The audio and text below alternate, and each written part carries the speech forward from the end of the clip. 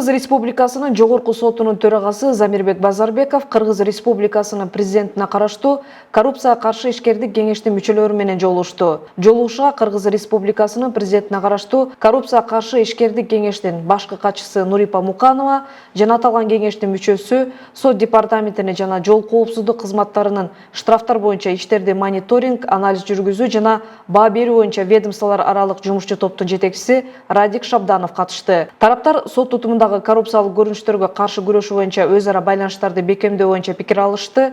Замирбек Базарбеков Кыргыз Республикасынын президентине караштуу коррупцияга каршы ишкердик кеңештин ишин жогору баалап, конструктивдүү кызматташтыкка даяр экендигин айтты.